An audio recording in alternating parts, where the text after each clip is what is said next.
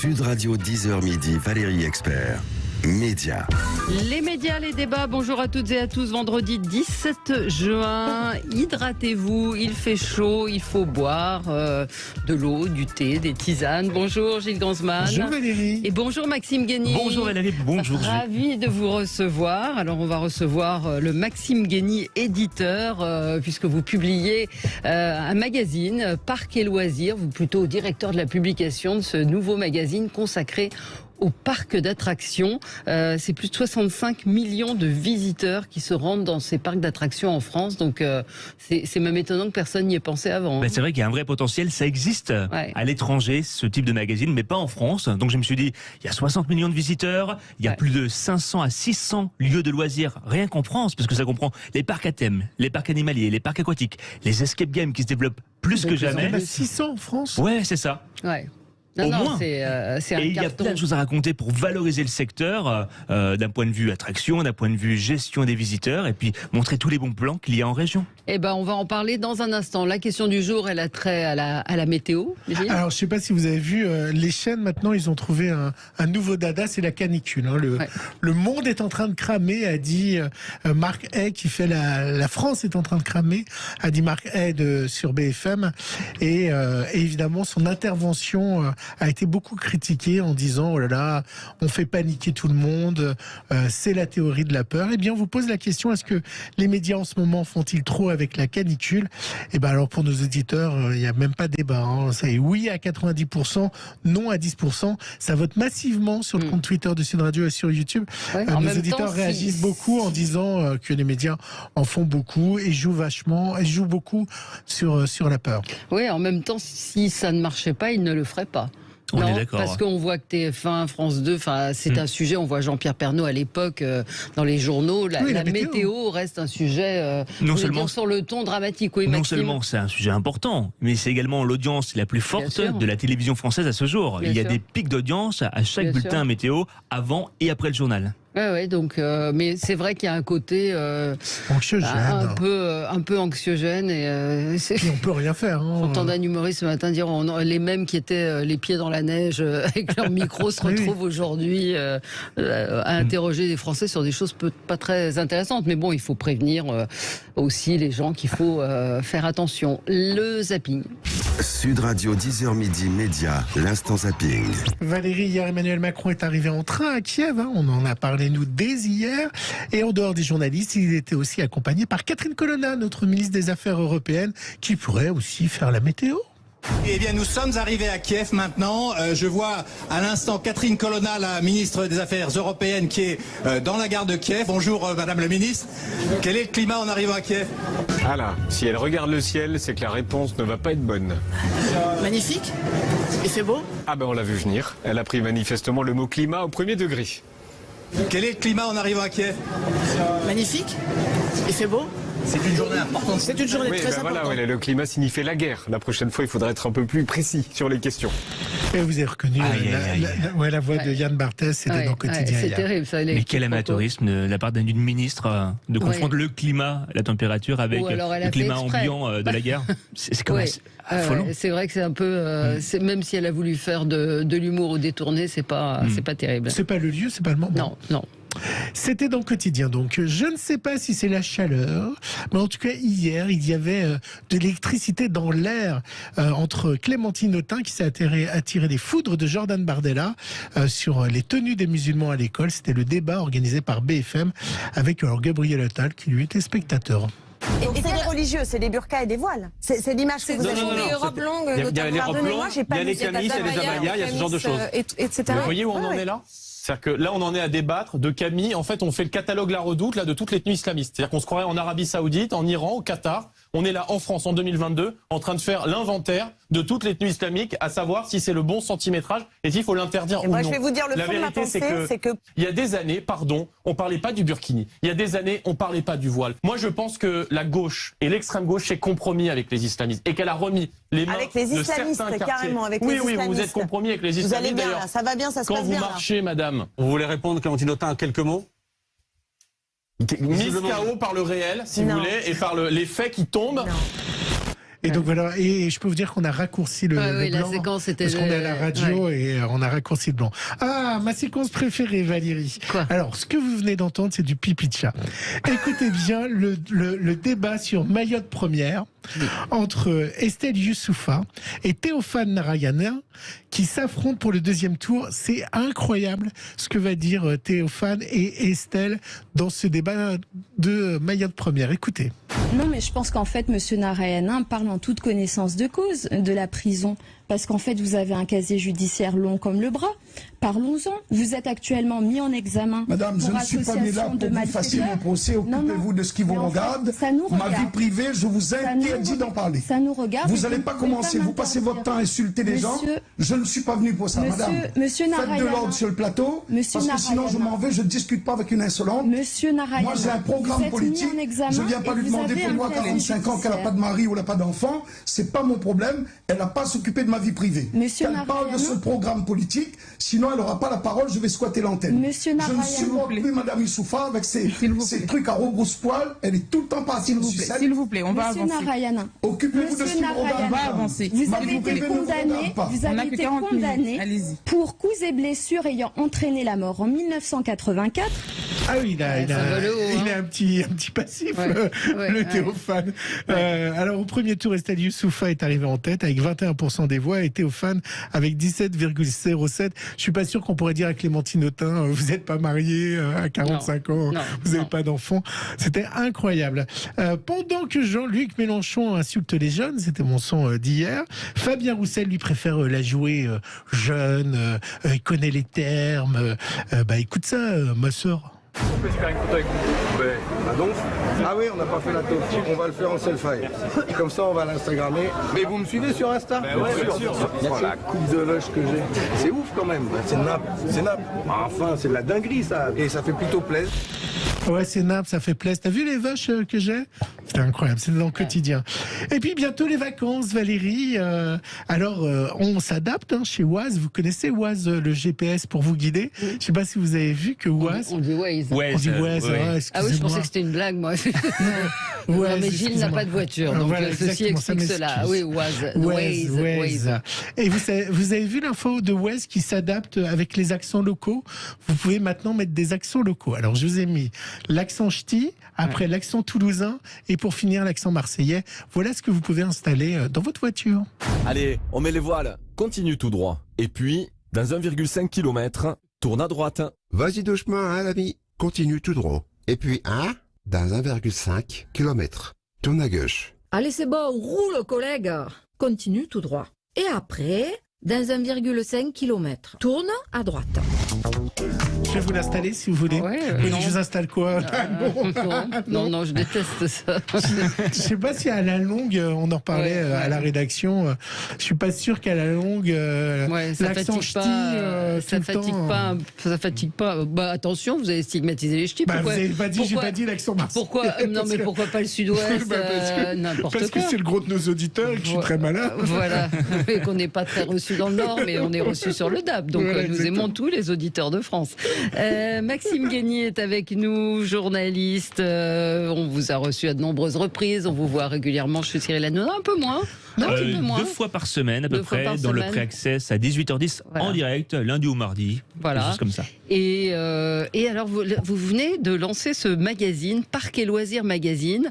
C'est nouveau, c'est inédit en France. On a une auditrice qui dit Maxime, je l'ai cherché, je ne l'ai pas trouvé, je l'ai fait commander. Et j'ai été obligée de le commander. Mon marchand de journaux ne l'avait pas. Et pourtant, c'est un géant casino avec une galerie marchande. Je lui ai donné la photo pour la voir. Du coup, il va en commander plusieurs. C'est super. Voilà. C'est une très bonne initiative. C'est vrai qu'on est à 50 000 exemplaires en publication.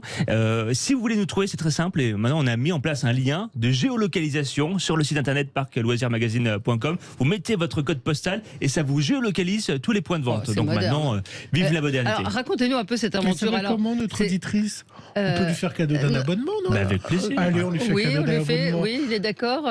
Si. Il faut vous appeler le standard de Sud Radio, 0800. Mais je ne sais pas si elle nous écoute. Je pense que c'est plus une fan de Maxime sur Twitter. Mais on la contactera. Mais on peut offrir aussi un auditeur qui va nous appeler. Absolument. Un vrai auditeur de Sud Radio. Allez, vous êtes d'accord? Avec grand plaisir. Ça coûte 7,50 €, on peut le dire. 0825. Pardon? 0825. 0825 300 300. Allez, on prendra le 0826, Gilles, vous me faites dire des bêtises.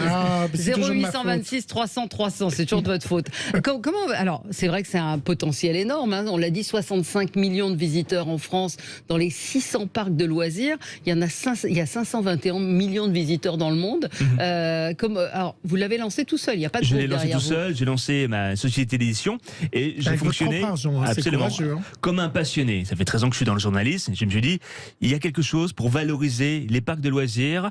Et on sort quand même d'une période Covid. Les gens ressortent et les parcs ne se sont jamais aussi bien portés parce que ils continuent leur investissement. Parce qu'aujourd'hui, pour faire venir les gens, il faut toujours avoir soif de nouveautés. C'est la raison pour laquelle Disneyland Paris met de gros moyens pour ses 30 ans, pour l'ouverture d'une nouvelle zone Avengers Campus à partir du 20 juillet, que Parc Astérix va faire son plus gros coaster, sa plus grosse montagne russe l'année prochaine. Ça n'arrête pas et il y a plein de petits parcs aujourd'hui qui existent en France et qui ont le mérite d'exister et de faire fusionner finalement un petit peu toute l'attractivité du territoire. Un petit parc dans le sud où on peut aller qui est... Il y a le parc Spirou qui a été ouvert à côté d'Avignon, un super petit parc qui a bientôt 5 ans. Vous avez Hockey Coral à Cuges-les-Pins. Il y a plein de jolis parcs à Walibi-Rhône-Alpes à côté de Lyon. On peut... Ils ont toujours cette capacité aujourd'hui à créer des univers immersifs pour que l'expérience client soit au firmament de la satisfaction. Ah oui, alors ça, vous avez interviewé la patronne de Disney qui reste certainement le parc le plus visité en France. C'est 375 millions de visiteurs depuis sa création en 1992. Ça reste la première destination touristique européenne. C'est le plus grand parc hôtelier européen aussi. Oui, exactement. C'est là où vous avez le plus de nombre de chambres en Europe, c'est dans le parc Disneyland Paris. Et aujourd'hui, les parcs se renouvellent et optent sur de nouvelles choses. Parce qu'aujourd'hui, maintenant, pour aller à Disneyland, il faut réserver en amont. On ne peut plus acheter sa place à l'entrée. Non. Mais non. Ouais, on doit réserver. Je savais pas, voilà. Ça leur permet finalement de voir un petit peu le potentiel du parc, de bloquer les réservations pour éviter qu'il y ait trop de monde et que que l'expérience client soit vraiment au rendez-vous. Si on se présente au parc, il n'y a plus de billetterie. À moins que vous l'ayez sur votre portable et vous preniez votre billet. Mais il faut le prendre. Alors, ce sont des parcs français pour la. Alors, on fait l'actualité des parcs français.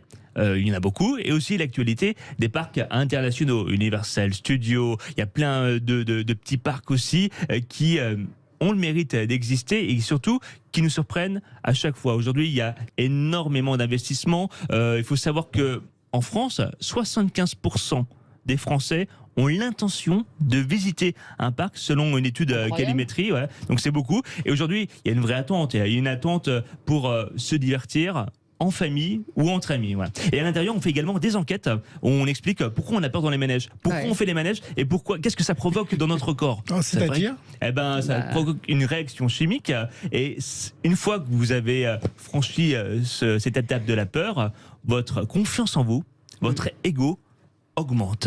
Et en fait, c'est l'envie de partager des moments en commun avec des amis et avec la famille. L'idée de quand je ressors du manège, je suis content de l'avoir fait. Exactement. J'ai dépassé ma peur. Et j'ai participé à cette aventure. Et je vais en garder mon souvenir. Il y a un petit quiz, vous connaissez toutes les réponses. Oui, comment a été nommée la maison hantée de Hong Kong Disneyland Mystic Mansion, Mystic Manoir ou Haunted Manor? Mystic Mansion. Bon. Absolument. Il faut savoir aussi que les parcs Disney, pour le coup, adaptent leurs attractions en fonction de la culture du pays. Et la nourriture. Et la nourriture. On peut faire quand même un cocorico, on parle beaucoup de Disney, mais sur nos parcs d'attractions français, le Puy du Fou, qui était un incroyable succès, incroyable réussite. C'est une vitrine de l'excellence à la française, le Puy du Fou, parce que non seulement il s'exporte avec Puy du Fou Espagne, et aujourd'hui... on fait appel aux ingénieurs, aux créateurs du Puy du Fou pour créer des spectacles sur mesure à l'étranger. Je crois qu'il y a un truc qui se prépare notamment en Chine. D'ailleurs, si vous achetez Parcs et Loisirs Magazine, on fait gagner jusqu'à 40 places à l'intérieur. Pour aller pour le Puy du Fou. Est-ce que le gros problème de ces parcs, c'est qu'ils sont quand même très très chers? On parle beaucoup de problèmes d'argent. Est-ce que c'est accessible vraiment à tout le monde de nos jours? Parce que pour une famille, ça revient assez cher. Hein. Aujourd'hui, ça dépend des parcs aussi. Il y a un vrai investissement à faire. Il faut compter entre 40 et 70 euros la place. C'est vrai que c'est un investissement. On y va maintenant en séjour de plus en plus parce qu'il y a une stratégie de ce qu'on appelle de resortisation. C'est pour ça que les parcs à thème ont développé toute une offre d'hébergement qui permet de pousser et de tirer un petit peu l'expérience. Typiquement, le Futuroscope vient d'ouvrir la station Cosmos, un hôtel totalement thématisé en matière d'espace, comme si vous étiez dans une navette spatiale. Donc oui, effectivement, c'est un prix pour aller dans les parcs d'attractions, mais il y a plein de petits parcs de loisirs locaux qui ont le mérite d'exister. Par exemple, vous avez à proximité de Paris un parc qui s'appelle Babyland à Milan, où vous avez une place à moins de 20 euros. Même chose pour la mer de Sable, même chose pour Walibi-Rhône-Alpes. On peut trouver des bons plans. On peut trouver des bons plans. Il faut le faire en amont, un peu sur Internet, et puis y aller à des périodes un peu stratégiques. Est-ce que vous saviez que Disney organisait en juillet 2023, alors voilà, je vous fais un quiz, que va organiser Disney en 2023 ? En 2023 ? En juillet 2023. Alors je sais qu'ils organisent le 20 juillet 2022 avec l'ouverture d'Avengers Campus, mais non, allez-y, vous me posez une colle. Je crois savoir, moi. C'est pour 100 000 euros, c'est ça ? Voilà. Ça coûte 100 000 euros et on peut faire tous les parcs. Bravo Gilles, 23 parcs en avion privé pour les 12 parcs, c'est les 12 parcs du géant américain pour 75 fans, donc ça coûte 100 000 euros en jet privé. 100 000 euros en jet privé, voilà. Il y a des vrais passionnés, il y a des gens, ce serait intéressant de faire je dois vous dire que j'ai eu le magazine, je l'ai feuilleté, mais de faire le portrait de fans. Alors vous avez Jean-Pierre Foucault qui vous raconte, lui, ce qu'il aime dans les parcs d'attractions, mais les vrais fans, les gens qui ont Il y a une vraie communauté de fans. Ils sont très actifs, il y a des influenceurs sur YouTube notamment, qui vivent de parcs d'attractions, et ils vont décortiquer le moindre détail du rail, du looping, de la montagne russe, de l'offre. Donc bravo à eux, parce que finalement ils font vivre un petit peu la magie tout autour de cela. Et après, effectivement, il y a des offres qui s'ajoutent pour que l'expérience soit encore plus réussie. Typiquement, que ce soit au parc Astérix ou à Disneyland, maintenant on peut payer pour ne pas attendre sur les attractions. C'est-à-dire que vous payez par exemple 140 euros en plus de votre billet par exemple à Disney, et vous avez accès à une sorte de fast-pass payant. Avant c'était gratuit, maintenant c'était payant, et ils trouvent finalement preneur, parce que les gens veulent avoir l'expérience la plus jolie qui soit. Oui, et puis qu'au minimum on fasse, je sais qu'au parc Astérix ils se donnent l'objectif qu'on fasse au minimum 5 attractions lorsqu'une famille vienne, et ils font en sorte que et en fait je vais vous raconter une chose, Valérie, les parades servent à ça, parce que pendant que vous allez assister à la parade, vous n'allez pas dans les manèges. Donc ça régule les manèges. Ça régule un peu les manèges. Donc la parade sert à réguler les manèges. Alors les parades, les spectacles, et généralement par exemple, sur le parc Astérix, quand un visiteur fait entre 1 et 2 spectacles par jour, c'est une risque, ça permet de désenclaver le flux de visiteurs dans les attractions, et aujourd'hui ça participe également de l'offre en place. Faisons un peu de polémique. Est-ce que il y a un auditeur qui nous dit ok, on pense au bonheur des gens qui vont dans le parc, c'est Stéphane qui nous dit ça, mais est-ce que vous parlez des conditions de travail des employés ? Aujourd'hui, les conditions de travail des employés sont plutôt bonne, parce que il y a des offres. Il y a eu des grèves chez Disney, il y a eu un peu militaire. Vous savez, comme dans toutes les grandes entreprises, vous savez, Disney c'est plus de 15 000 cast members, donc évidemment dans toutes les grandes entreprises il y a des choses à ajuster, mais de toute façon aujourd'hui les parcs, n'importe quel parc cherche de la main-d'œuvre. Il y a énormément besoin de main-d'œuvre. Comme partout, mais encore plus aujourd'hui. C'est pour ça qu'aujourd'hui. Parce que c'est des jobs étudiants pour beaucoup. Parce que les parcs vivent beaucoup sur les saisonnalités. C'est pour ça que Parcs et Loisirs Magazine, on l'a calé en trimestriel, avec le numéro d'été, avec le numéro d'automne, les offres de Noël, et enfin tous les autres parcs de printemps. Donc, ce qui est important, c'est que d'avoir un flux d'employés, mais pour tout vous dire, moi j'ai bossé il y a 15 ans en tant que job étudiant à Disney. Je rêvais de faire partie de cette magie. Je me suis éclaté comme jamais. Parce qu'on apprend le métier de l'accueil, le métier aussi de la sécurité, comment on gère les visiteurs dans un parc. Je trouve ça assez génial. Et après, tout dépend aussi de l'état d'esprit de la personne qui va y travailler. Un auditeur nous dit 100 000 euros en jet privé, en gros c'est honteux, alors que nous on vit une inflation honteuse. Bah oui, il y a aujourd'hui un décalage énorme dans la répartition des richesses. Il y a des très très très riches, des gens qui vont, mais ils sont 75 à se payer ce voyage-là. C'était une parenthèse que je voulais faire. On peut penser aux personnes aussi qui vont être dans les personnages pendant la canicule. Je peux vous dire, ceux qui sont dans les peaux des personnages de Disney, ce qu'on appelle. Mais ce sont des vrais personnages, vous savez. Oui, bien sûr. Mais eux, en temps de canicule, je peux vous dire que c'est l'enfer, parce qu'il fait déjà très très chaud. Donc j'ai une pensée pour eux, parce que j'en connais. Leur présence est assez limitée sur les parcs. C'est une 10 à 15 minutes et il y a un sacré roulement. J'ai connu personnellement Tic et Tac. Mais je voulais vous poser une question, moi, vraiment polémique. Est-ce que vous allez mettre en avant les parcs aquatiques qui posent beaucoup de problèmes avec les animaux? Est-ce que vous avez une éthique par rapport à ça, ou vous dites les delphinariums? Et les parcs animaliers aussi, enfin pas tous, mais certains. Oui, bien sûr. Aujourd'hui, les parcs animaliers font partie de tout le secteur des loisirs. D'ailleurs, on a un super article sur le zoo de la Palmyre qui est situé à côté de Royan, qui est un magnifique parc, un des parcs privés les plus visités de France, et qui aujourd'hui ont non seulement une renommée internationale, mais également une mission écologique et citoyenne, où l'idée, c'est de protéger les animaux qui sont en voie de disparition. Ouais, et ça c'est le prétexte des zoos pour avoir des animaux, en disant on protège des espèces. Mais on les protège parce qu'on les a fait disparaître. Non, mais c'était aussi le prétexte, surtout il y a quelques années. Aujourd'hui, il y a une prise de conscience qui est collective, et pour le bien-être animal. Je pense qu'il y a des bons parcs. Il y a un parc qui s'appelle le zoo Le Refuge, où tu vas recueillir les animaux qui sont soit en voie de disparition, soit qui ont été maltraités, et on essaye de leur donner un cadre idyllique de manière à ce qu'ils puissent. Mais les delphinariums, tout ça, vous voulez ça va disparaître. Ça va disparaître. C'est très compliqué. Et on est d'accord. D'ailleurs, le parc Astérix a pendant longtemps eu un delphinarium, et ils l'ont complètement retiré pour maintenant mettre un show aquatique avec des plongeurs. Donc évidemment, heureusement, ils ont remplacé les orques par des plongeurs. Bah oui, c'est ça, des vrais plongeurs. Et ça fait travailler, moi, des gens. Un show de plongeon. Ah, je savais pas. Si, ça va changer. Le prochain numéro sera dans 3 mois, c'est ça? En septembre. En septembre, partout en kiosque chez votre marchand de journaux, on parlera d'Halloween, parce qu'il faut savoir que Halloween, c'est la deuxième plus grosse période après Noël. Non, après l'été. Après l'été. L'été, vous partez en vacances avec vos enfants dans les parcs. Noël, c'est pas une période forte pour les parcs. Parce qu'il y a beaucoup de parcs qui ferment, pour tout vous dire. Il y en a très peu qui ouvrent à 365 jours par an. Au montage, vous voyez, normalement, si on avait été enregistré. Mais comme vous êtes...